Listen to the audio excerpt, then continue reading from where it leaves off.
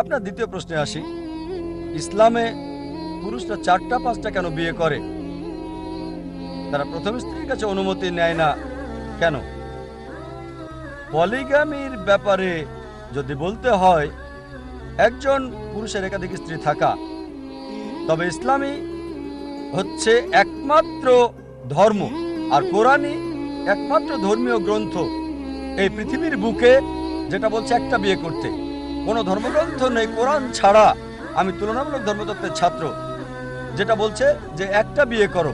একটা অনুচ্ছেদ নেই বাইবেলে, ভগবদ্গীতাতেও নেই, বেদেও নেই যেটা বলছে একটা বিয়ে করতে কোরআন ছাড়া। যদি আপনারা হিন্দু ধর্মগ্রন্থ রামায়ণ পড়েন, শ্রীরামের পিতার কতজন স্ত্রী ছিল? কতজন স্ত্রী? একাধিক। একাধিক, 3জন। সুন্দর। শ্রীকৃষ্ণ মহাভারতের মতে তার কতজন স্ত্রী ছিল? অগণিত। অগণিত নয়, আপনি আপনার গ্রন্থ ভালোভাবে জানেন না। না। 4 জন স্ত্রী ছিল না। আমার কোনো ধারণা নেই। 4 জন না, 100 জন না, 1000 জন না, 16,108 জন স্ত্রী। কতজন ছিল? 16,108 জন। তাহলে মুসলিমরা কেন 4টা করতে পারবো না? সমস্যা কোথায়? শ্রীকৃষ্ণের যেখানে স্ত্রী ছিল 16,108 জন, আমাদের 4 জন হলে সমস্যা কি? এরপর যদি আপনি বিষ্ণু পুরাণা অধ্যায় 24 অনুচ্ছেদ 1 পড়েন, বলছে একজন ব্রাহ্মণ 4 জন স্ত্রী থাকতে পারে। যদি ইহুদিদের গ্রন্থ পড়েন, এতে অনুমতি আছে যত ইচ্ছা তত বিয়ে করার। যদি খ্রিস্টানদের বাইবেল পড়েন, এতে অনুমতি আছে যত ইচ্ছা তত বিয়ে করার জন্য। যদি বাইবেল পড়েন, আব্রাহামের 3 জন স্ত্রী ছিল। সলোমনের কতজন স্ত্রী ছিল? তার 700 স্ত্রী ছিল। পরবর্তীতে চার্চ নিষেধাজ্ঞা জারি করলো যে খ্রিস্টান একটা বিয়ে করবে, বাইবেল মানা করেনি। আর ইহুদি সম্প্রদায় একাধিক বিয়ে করত। এটা ছিল 1950 সালে, যখন চিফ রাবি সাইনড পাশ করে যে ইহুদিরা একটা বিয়ে করবে। সুতরাং নিষেধ করেছে রাবি, ইহুদি গ্রন্থ না। আর হিন্দু ধর্মগ্রন্থ মতে যত ইচ্ছা বিয়ে করতে পারেন। ইন্ডিয়ান সরকার 1954 সালে একটা আইন পাশ করে যার নাম হিন্দু বিশেষ বিবাহ আইন। হিন্দু বিশেষ বিবাহ আইন বলছে হিন্দুর একটা বিয়ে করতে হবে। এটা ধর্মগ্রন্থ নয়, ভগবদ্গীতা নয়, রামায়ণ নয়, মহাভারত নয়, বেদ নয়, এটা হচ্ছে ইন্ডিয়ান পেনাল কোড। ইন্ডিয়ান সরকার একটা আইন পাশ করেছে 1954 সালে যে হিন্দুদের একটা বিয়ে করতে হবে। কিন্তু ইসলামে নারীর অবস্থান নাম জরিপের হিসেব অনুযায়ী, যদি সরকারি পৃষ্ঠা 66-67 পড়েন, বলা হয়েছে মুসলিমরা বহুবিবাহ করে ভারতে কত পার্সেন্ট জানেন? 4.3%। কত? ভারতে 4.3% মুসলিম পুরুষ বহুবিবাহ করে। আর 1951 থেকে 1961 সালের পরিসংখ্যান মতে হিন্দু কত পার্সেন্ট? 5.06.7% বেশি ভারতীয় মুসলিমদের চেয়ে। আর ভারত সরকার যদি এটা নিষিদ্ধ করেছে ভারতীয় আইন অনুযায়ী, তারপরও ভারতীয় মুসলিমদের চেয়ে বেশি বহুবিবাহ হিন্দুরা করেছে। কেন? চলুন এবার দেখি কোরআন কি বলে। কোরআন বলছে সূরা নিসা অধ্যায় 4 আয়াত 3, তোমাদের পছন্দের মেয়েকে বিয়ে করো 2, 3 বা 4, কিন্তু যদি ন্যায় বিচার করতে না পারো তাহলে একটা।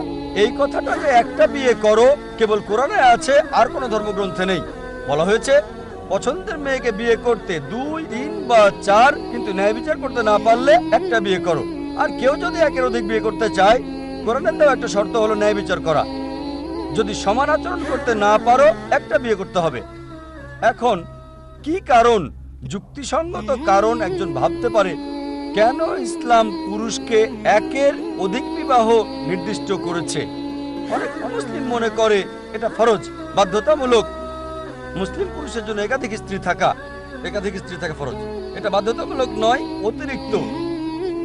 এটা ফরজ না, এটা বাধ্যতামূলক নয়। আপনি কতজন মুসলিম পুরুষকে চেনেন যাদের একাধিক স্ত্রী আছে? বোন, আপনি কতজনকে চেনেন? কতজনকে আপনি চেনেন? অল্প কয়েক। কতজন? অল্প কয়েক। অল্প মানে 1, 2, 3 কয়জন? হ্যাঁ, কমপক্ষে 3 জন। প্রায় 3 জন। ধর্মেন্দ্রের কথা শুনেছেন? হ্যাঁ, তার কজন স্ত্রী ছিল? 2 জন। মুসলিম না অমুসলিম? অমুসলিম। অমুসলিম। আপনার সাবেক মুখ্যমন্ত্রী, ওনার নাম কি? জয়ললিতা। হ্যাঁ। হিন্দু না মুসলিম? হিন্দু না মুসলিম? হিন্দু। হিন্দু। সুন্দর। এরা বিখ্যাত ব্যক্তিত্ব, ঠিক আছে? ইন্ডিয়াতে কয়জন বিখ্যাত ব্যক্তিত্বকে আপনি চেনেন যাদের একের অধিক স্ত্রী? চেনেন এমন 3 জন হতে পারে, ঠিক? হ্যাঁ। হতে পারে তারা আপনার প্রতিবেশী, হতে পারে সহকর্মী। ইন্ডিয়াতে অনেক অমুসলিম আছে যাদের একাধিক স্ত্রী আছে, মুসলিমদের চেয়ে বেশি। চলুন এবার দেখি যুক্তিসঙ্গত কারণ কি, যুক্তি দিয়ে দেখি। স্বাভাবিক অবস্থায় যে কোনো ডাক্তারকে জিজ্ঞেস করলে সে বলবে পুরুষ এবং নারী জন্ম সমান অনুপাতে হয়, ছেলে এবং মেয়ের জন্ম সমান অনুপাতে।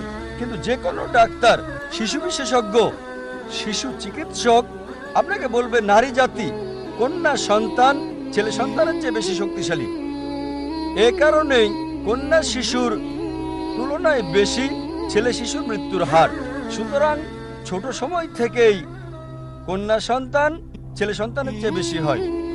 আর জীবনে চলার পথে অনেক মানুষই মারা যায় দুর্ঘটনায়, মদ্যপানের জন্য, যুদ্ধের কারণে। এক্ষেত্রে নারীদের চেয়ে পুরুষের মৃত্যুর হার বেশি। এখন যদি পৃথিবীর দিকে তাকান, দেখা যাবে পুরুষের তুলনায় নারীর সংখ্যা অনেক বেশি। তৃতীয় বিশ্বের কিছু দেশ আছে, যেমন ইন্ডিয়া, যেখানে নারীদের তুলনায় পুরুষের জনসংখ্যা বেশি। আপনি কি জানেন কেন? কারণ হলো মেয়ে ভ্রূণ নষ্ট করা, কন্যা সন্তান হত্যা করা। একটা আর্টিকেল অনুযায়ী একটা প্রোগ্রাম বিবিসিতে দেখাতো, নামটা ছিল লেট হার ডাই। এই নামে প্রোগ্রামটা চলতো। একজন ব্রিটিশ রিপোর্টার এমিলি বেকানন ভারতে আসেন এবং বলেন প্রতি বছর ভারতে 10 লক্ষেরও বেশি ভ্রূণ নষ্ট করা হয় যখন জানা যায় এগুলো কন্যা সন্তান। তিনি আরো বলেন প্রতিদিন 3000-এরও বেশি। গুণ করে দেখেন 1 মিলিয়নের বেশি প্রতি বছর। তামিলনাড়ুর সরকারি হাসপাতালের হিসাব অনুযায়ী এতে বলা হয়েছে 10 জন শিশুর মধ্যে আপনি কি জানেন কতজনকে মেরে ফেলা হয়? 4। আপনি কি এটা জানতেন? তামিলনাড়ু, আপনার এলাকা, আপনার প্রিয় এলাকা, সরকারি হিসেব মতে 10 জন জীবিত কন্যা সন্তানের সরকারি হাসপাতালে 4 জনকে মেরে ফেলা হয়। বিলবোর্ড লাগানো আছে রাজস্থানে, সেখানে লেখা আছে যে 500 রুপি খরচ করুন আর বাঁচান 5 লাখ রুপি। তাহলে এর মানে কি?